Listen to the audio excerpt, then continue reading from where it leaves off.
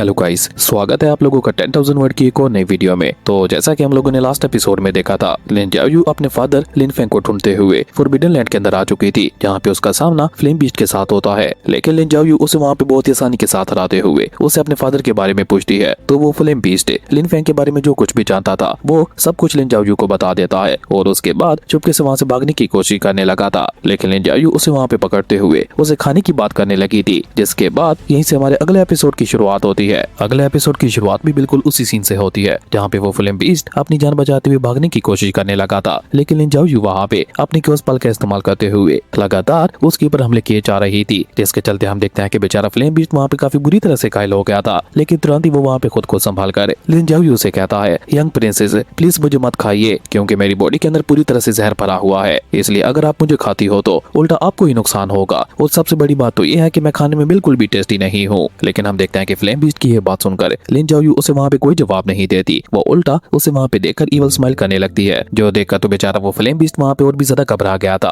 इसलिए हम देखते हैं कि वो जल्दी से अपने आकार को छोटा कर लेता है और आगे बढ़कर लिन जियाओयू का हाथ पकड़ते हुए कहता है, लिटिल प्रिंसेस मैं बहुत ही ज्यादा आज्ञाकारी हूँ, अगर आप चाहें तो मैं आपको अपना मास्टर मानते हुए पूरी जिंदगी आपकी सेवा करूंगा, पर प्लीज मुझे खाइएगा मत। फ्लेम बीस्ट की ये बात सुनकर हम देखते हैं कि लिन जियाओयू वहाँ पे बुरा सा मुंह बनाते हुए कहती है, लेकिन तुम तो एक मेंढक हो और ऊपर से तुम दिखने में भी बहुत ज्यादा भद्दे हो, इसलिए मुझे तुम्हारे जैसा स्पिरिचुअल पेट नहीं चाहिए। और ये कहकर वो उसे उठाकर पीछे की तरफ फेंक देती है, जिसपे हम देखते हैं कि बेचारा फ्लेम बीस्ट वहाँ पे उदास होकर जवाब देते हुए कहता है, यंग प्रिंसेस इसमें मेरी कोई भी गलती नहीं है, मैं पैदा ही इसी के साथ हुआ था और इसके बारे में मैं कुछ भी नहीं कर सकता। फ्लेम बीस्ट को वहाँ पे इस तरह से इमोशनल होते हुए देखकर लिन जियाओयू वहाँ पे कुछ सोचकर उसे जवाब देते हुए कहती है, ओके ठीक है, सच कहूँ तो तुम उतने ज्यादा बुरे भी नहीं हो, तुम थोड़ा बहुत तो मेरे काम आ ही सकते हो, इसलिए मैं तुम्हें अपना स्पिरिचुअल पेट बनाने के लिए तैयार हूँ। लिन जियाओयू की ये बात सुनकर हम देखते हैं कि वो फ्लेम बीस्ट वहाँ पे बहुत ज्यादा खुश हो गया था और वो वहाँ पे इविल स्माइल करते हुए जोर जोर से हंसने लगा था। उसके इरादे बिल्कुल भी नेक दिखाई नहीं दे रहे थे। तभी हम देखते हैं कि क्योस पल लिन जियाओयू को वहाँ पे आइडिया देते हुए कहता है, लिटिल प्रिंसेस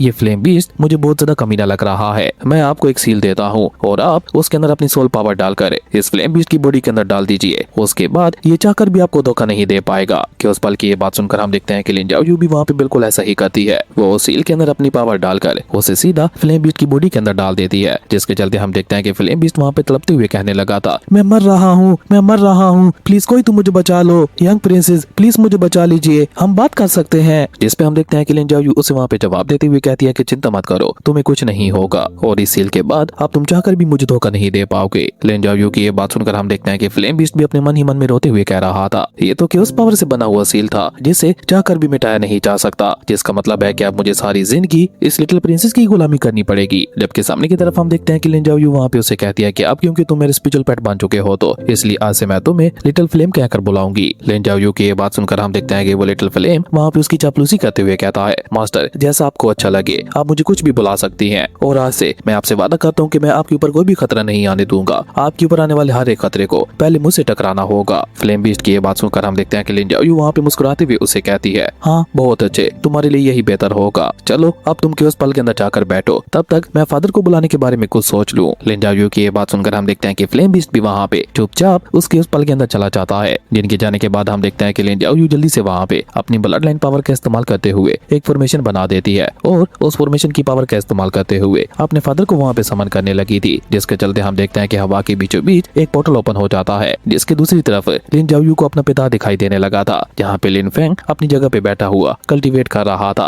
अपने फादर को इस तरह से कल्टीवेट करते हुए देखकर लिन जियाओयू वहाँ पे एक्साइटेड होते हुए कहती है, ये तो फादर हैं। लेकिन जब वो लिन फेंग को गौर से देखती है तो वो खुद भी वहाँ पे चौंकते हुए कहती है, लेकिन फादर ये कर क्या रहे हैं। लिन जियाओयू की ये बात सुनकर हम देखते हैं कि उस पल बाहर आकर उसे वहाँ पे जवाब देते हुए कहता है, लिटिल प्रिंसेस आपके फादर निर्वाणा ब्रेक थ्रू करने जा रहे हैं और ये ब्रेक थ्रू का एक बहुत नाजुक मोड़ होता है, इसलिए मेरे ख्याल से अभी के लिए हमें उन्हें डिस्टर्ब नहीं करना चाहिए। कि उस पल की ये बात सुनकर हम देखते हैं कि लिन जियाओयू वहाँ पे परेशान होते हुए कहती है, क्या निर्वाणा स्टेज इतना ज्यादा खतरनाक होता है, क्योंकि हम देखते हैं कि उस पोर्टल की दूसरी तरफ लिन फेंग जो कि वहाँ पे उस फिनिक्स पावर को ऑब्जर्व कर रहा था, उसके चलते हम देखते हैं कि धीरे धीरे उसकी बॉडी के अंदर क्रैक्स आने लगे थे। तभी हम देखते हैं कि उस पल लिन जियाओयू को वहाँ पे जवाब देते हुए कहता है, निर्वाणा स्टेज वाकई में बहुत ज्यादा खतरनाक होता है, अगर आपके फादर इस स्टेज को पार करने में नाकाम हो जाते हैं तो उनकी बॉडी और सोल दोनों बहुत ही बुरी तरह से डिस्ट्रॉय हो जाएंगी, इसलिए आपके फादर को जिंदा रहने के लिए इस स्टेज को पार करना ही होगा। कि उस पल की ये बात सुनकर हम देखते हैं कि लिन जियाओयू वहाँ पे परेशान होते हुए कहती है, ये तो वाकई में बहुत ज्यादा खतरनाक है और अगर ये स्टेज इतना ही ज्यादा खतरनाक है तो फादर निर्वाणा स्टेज को पार करने की कोशिश कर क्यों रहे हैं। लिन जियाओयू की ये बात सुनकर सुनकर हम देखते हैं कि केओसपाल उसे वहाँ पे समझाते हुए कहता है कल्टीवेशन पाथ बहुत ही ज्यादा लंबा है, चारों तरफ बहुत ही ज्यादा स्ट्रॉन्ग कल्टीवेटर्स मौजूद है। अगर कोई कल्टीवेटर आगे बढ़ना बंद कर देता है तो वो बहुत ही जल्द किसी की सोर के नीचे आते हुए मारा जाता है। और आपके फादर ये बात अच्छी तरह से जानते हैं। आपके फादर की बॉडी के अंदर फिनिक्स ब्लड लाइन मौजूद है, जिसे पूरी तरह से जगाने के लिए उन्हें निर्वाणा स्टेज को पार करना ही होगा। और ये सब वो इसलिए कर रहे हैं ताकि वो आगे जाकर आप सभी की रक्षा कर सके। अब तक आपको ये तो एहसास हो ही गया होगा कि यूनिवर्स में कितने ज्यादा खतरनाक और पावरफुल लोग मौजूद है। जबकि सामने की तरफ हम देखते हैं कि लिन फेंग की बॉडी के अंदर आए हुए वो सारे क्रैक्स लगातार बढ़ते ही चले जा रहे थे, जो देखकर बेचारी लिन जाओयू की आंखों में आंसू आ चुके थे और उसे अपने फादर के ऊपर बहुत ज्यादा प्राउड हो रहा था। और वो वहाँ पे अपने फादर को देखकर रोते हुए कह रही थी, सिर्फ हम लोगों को बचाने के लिए हमारे फादर को इतना सब कुछ करना पड़ रहा है। इवन वो तो अपनी जनता की भी परवाह नहीं कर रहे, वो अपनी जनता को भी दांव पे लगा चुके हैं। फादर, आप वाकई में ही अमेजिंग है और हमारे सुपर हीरो है। काश हम लोग भी पावरफुल होते तो आपको ये दिन नहीं देखना पड़ रहा होता। इस सब में हमारी ही गलती है, हम कमजोर है, इसलिए आपको खुद को इतना ज्यादा पावरफुल बनाना पड़ रहा है। और अभी लिन जाओयू वहाँ पे रोते हुए सब कुछ कह ही रही थी कि तभी हम देखते हैं कि लिन फेंग की बॉडी के अंदर आए हुए क्रैक्स और भी ज्यादा बढ़ जाती हैं और देखते ही देखते उसकी बॉडी वहाँ से डिसअपीयर हो जाती है। जो देखकर लिन जाओयू वहाँ पे घबराते हुए कहती है, डैडी के साथ ये क्या हो गया? जिसपे हम देखते हैं कि केओसपाल उसे वहाँ पे समझाते हुए कहता है, आपके फादर निर्वाणा स्टेज के काफी डीप में चले गए हैं, इसलिए चिंता मत करो, वो अभी भी जिंदा है, बस तुम उन्हें नहीं देख पा रही। केओसपाल की ये बात सुनकर हम देखते हैं कि लिन जाओयू वहाँ पे थोड़ा खुश होते हुए कहती है, क्या वाकई में ही? जिसपे हम देखते हैं कि केओसपाल जवाब देते हुए कहता है, ऑफ कोर्स, इतना तो मैं जानता ही हूँ और वैसे भी मैं आपके फादर के बारे में काफी कुछ जानता हूँ और जहाँ तक मेरा अंदाजा है वो अभी के लिए बिल्कुल ठीक है और आप मेरे ऊपर यकीन कर सकती हैं क्योंकि आपको पता ही होगा कि मैं कितना ज्यादा पावरफुल हूँ। केओसपाल की ये बात सुनकर हम देखते हैं कि लिन जाओयू वहाँ पे मुस्कुराते हुए उससे कहती है, हाँ तुम ठीक कह रहे हो, लेकिन अब हम क्या करें? जिसपे केओसपाल उसे वहाँ पे जवाब देते हुए कहता है, फिलहाल के लिए हमारे पास यहाँ पे इंतजार करने के अलावा और कोई भी रास्ता नहीं है। आपके फादर जब निर्वाणा स्टेज को पार कर लेंगे तो उनकी पावर इतनी ज्यादा बढ़ जाएगी कि उन्हें खुद ब खुद ही तुम्हारे यहाँ पे होने का एहसास हो जाएगा। केओसपाल की ये बात सुनकर हम देखते हैं कि लिन जाओयू वहाँ पे मुस्कुराते हुए कहती है, ओके ठीक है, मैं ऐसा ही करूंगी। और ये कहकर वो अपने फादर को याद करते हुए कहती है, फादर मुझे आपके ऊपर पूरा यकीन है, आप इस निर्वाणा स्टेज को पार कर सकते हैं। खैर उसके बाद सीन चेंज होता है और हम लोगों को टियानिन क्लैन का सीन दिखाया जाता है, जहाँ पे लिन आउयू बहुत ही ज्यादा परेशान दिखाई दे रही थी। वो वहाँ पे बहुत ही बेसब्री के साथ अपनी बड़ी बहन और अपने फादर के आने का इंतजार कर रही थी और सेम ऐसी ही कुछ हालत वहाँ पे एल्डर सुयान और एल्डर टियानिन की भी हो रही थी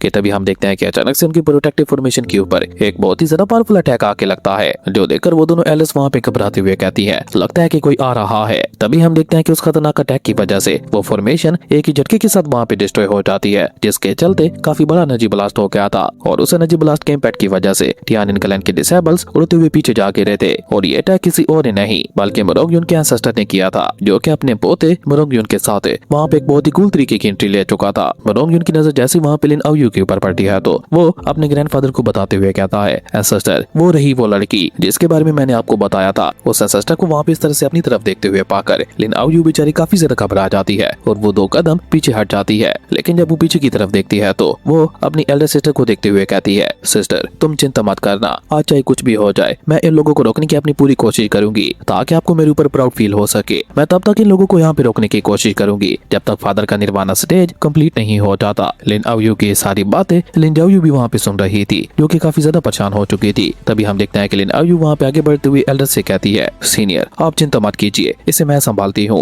लिन आउयू की ये बात सुनकर हम देखते हैं कि एल्डर सुयान भी वहाँ पे उसके साथ आगे बढ़ते हुए कहती है, अगर ऐसी बात है तो मैं भी तुम्हारे साथ आती हूँ। और ये कहकर वो दोनों मिलकर वहाँ पे उस एंशिएंट एंसेस्टर का मुकाबला करने के लिए आगे बढ़ जाती है। यहाँ पे आगे बढ़ते हुए लिन आउयू तो वहाँ पे अपने एंशिएंट मून वेपन को बाहर निकाल चुकी थी, जिसको देखकर वो एंशिएंट एंसेस्टर वहाँ पे मुस्कुराते हुए कहता है, ये तो वाकई में एक सुप्रीम ट्रायर है। और ये कहकर वो वहाँ पे गुस्सा होकर लिन आउयू को देखते हुए कहता है, भले ही तुम्हारे पास एक सुप्रीम ट्रायर है लेकिन तुम्हारी कल्टीवेशन बहुत ही ज्यादा कम है, तुम्हारे जैसे कल्टीवेटर्स को तो मैं अपने बाएं हाथ के साथ ही खत्म कर सकता हूँ। और ये कहकर वो अपने जायंट डेमोनिक हैंड का इस्तेमाल करते हुए लिन आउयू के ऊपर अटैक कर देता है। हालांकि लिन आउयू अपने मून वेपन का इस्तेमाल करते हुए उसके अटैक को रोकने की कोशिश तो बहुत ज्यादा करती है, लेकिन उसके बावजूद भी हम देखते हैं कि वो उसमें कामयाब नहीं हो पाती। और देखते ही देखते वहाँ पे एक बहुत बड़े एनर्जी ब्लास्ट के साथ लिन आउयू वहाँ पे खिसकते हुए काफी पीछे जा चुकी थी, जो देखकर लिन आउयू को अपने ऊपर गुस्सा आने लगता है। वो गुस्सा होते हुए कहती है, डैम इट, मेरी कल्टीवेशन अभी भी बहुत ज्यादा लो है, जिसके चलते मैं अपने एम्बर लेवल के वेपन को भी अपनी पूरी पावर के साथ इस्तेमाल नहीं कर पा रही हूँ। और अभी लिन आउयू वहाँ पे परेशान होते हुए सब कुछ कह ही रही थी कि तभी हम देखते हैं कि वो एंसेस्टर वहाँ पे अपने पाइथन डिवोरिंग बीस्ट को बाहर निकाल लेता है, जो देखकर वो केओसपाल परेशान होकर लिन आउयू के पास आते हुए कहता है, माय लेडी ये डिवोरिंग बीस्ट तो 3 ट्राइबुलेशन इमोर्टल एम्पर रेलम के कल्टीवेटर के बराबर पावरफुल है, इसलिए हम लोग चाहकर भी इसका मुकाबला नहीं कर सकते। इसका मुकाबला करने के लिए कि आपको अपनी ब्लड लाइन स्पिरिट को अवेकन करना होगा। उसके उस पल की ये बात सुनकर हम देखते हैं कि लिन अवयू वहाँ पे उससे कहती है तुम बिल्कुल ठीक कह रहे हो, और ये कहकर लिन अवयू वहाँ पे वो ज्यादा देर ना करते हुए अपनी स्पिरिचुअल एनर्जी को अनलीश करते हुए अपनी ब्लड लाइन पावर को अवेकन करना शुरू कर देती है, जिसके चलते हम देखते हैं कि एम्परर डोंगजी की मार्शल सोल उसके पीछे अपीयर हो जाती है, जिनकी स्पिरिट से निकलने वाले ओरा को महसूस करके वो एंशिएंट एंसेस्टर भी वहाँ पे घबराते हुए कहता है ये ओरा तो fourth revolution immortal emperor realm के कल्टीवेटर का लग रहा है, पर एक स्पिरिट भला इतना ज्यादा पावरफुल कैसे हो सकती है। इवन हम देखते हैं कि एम्परर डोंगजी की मार्शल सोल को देखकर तो एंशिएंट एंसेस्टर के साथ साथ मोरोंगयुन भी काफी ज्यादा हैरान दिखाई दे रहा था। वो वहाँ पे परेशान होते हुए कहता है कितनी ज्यादा खतरनाक स्पिरिट है, इस लड़की का एंशिएंट एंसेस्टर तो sixth revolution immortal emperor realm से भी ज्यादा पावरफुल होगा। तभी हम देखते हैं कि एम्परर डोंगजी वहाँ पे गुस्सा होकर चिल्लाते हुए कहते हैं तुम लोगों की इतनी हिम्मत कि तुम लोगों ने मेरे ग्रैंड चाइल्ड को हर्ट करने की कोशिश की, उसकी सजा में अब तुम सभी लोगों को यहाँ पे मरना होगा। और ये कहकर वो वहाँ पे अपना टेरिफाइंग स्पिरिचुअल ऑरा रिलीज करना शुरू कर देते हैं, जो कि इतना ज्यादा पावरफुल था कि हम देखते हैं कि एंशिएंट एंसेस्टर के साथ साथ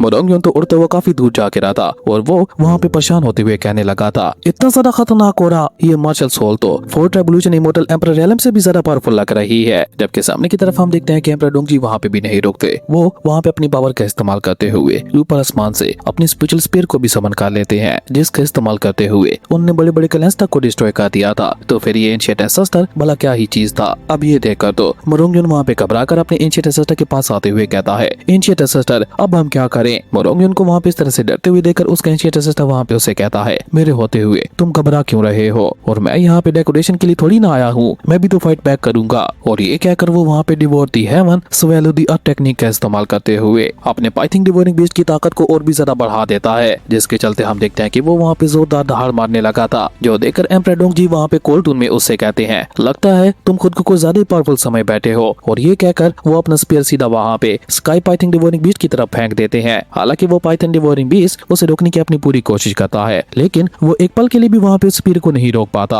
और देखते ही देखते वो स्पीयर वहाँ पे उस पाइथन डिवोरिंग बीस्ट को वहाँ पे चीरते हुए जाकर सीधा एंशिएंट एंसेस्टर को हिट कर गया था, जिसके चलते हम देखते हैं कि वहाँ पे एंशिएंट एंसेस्टर के साथ साथ मोरोंगयुन भी उड़ता हुआ वहाँ से दूर जाके रहा था। लेकिन तभी हम देखते हैं कि एम्परर डोंगजी को वहाँ पे किसी और खतरे का एहसास होता है। तभी हम वहाँ के गार्डियन कोड को देखते हैं, जो कि परेशान होते हुए कह रहा था दो इमॉर्टल एम्परर्स आपस में टकरा रहे हैं, इसकी वजह से तो हमारा पूरा का पूरा रियलम डिस्ट्रॉय हो जाएगा। जबकि हम देखते हैं कि एंशिएंट एंसेस्टर, जो कि बहुत ही बुरी तरह से घायल हो चुका था, वो वहाँ पे हैरान होते हुए कह रहा था ये तो fourth revolution immortal emperor realm के कल्टीवेटर से बहुत ज्यादा पावरफुल है। जबकि सामने की तरफ हम देखते हैं कि एम्परर डोंगजी वहाँ पे भी नहीं रुकते, और ये एलएमएफ लाइफ एंड क्रिएशन पावर का इस्तेमाल करते हुए वहाँ पे स्पिरिचुअल चेंज को समन कर लेते हैं, जिसका वो इस्तेमाल करते हुए एंशिएंट एंसेस्टर और मोरोंगयुन को पकड़ने लगे थे, जो देखकर एंशिएंट एंसेस्टर अपनी जान बचाते हुए बहुत ही तेजी के साथ वहाँ से भागने लगा था। और एंशिएंट एंसेस्टर तो फिर भी वहाँ पे बच गया था, लेकिन मोरोंगयुन वहाँ पे ज्यादा देर तक खुद को नहीं बचा पाता, और देखते ही देखते वो स्पिरिचुअल चेंज से मोरोंगयुन को वहाँ पे पकड़ लेती है। जिसके बाद हम देखते हैं कि एम्परर डोंगजी वहाँ पे फीनिक्स मास्टर सोल को समन करते हुए मोरोंगयुन के ऊपर अटैक कर चुके थे, जो देखकर बेचारा मोरोंगयुन वहाँ पे घबराते हुए कह रहा था ओल्ड एंसेस्टर प्लीज आकर मुझे बचाइए। और इसी कमाल के सीन के साथ ही हमारी अमेजिंग एपिसोड यहीं पे खत्म हो गया था। दोस्तों अगर आप लोगों को ये वीडियो अच्छी लगी तो लाइक कर दे, और अगर चैनल पे नए आए हो तो सब्सक्राइब करते जाना। तो मिलते हैं एक न्यू वीडियो में, तब तक के लिए बाय।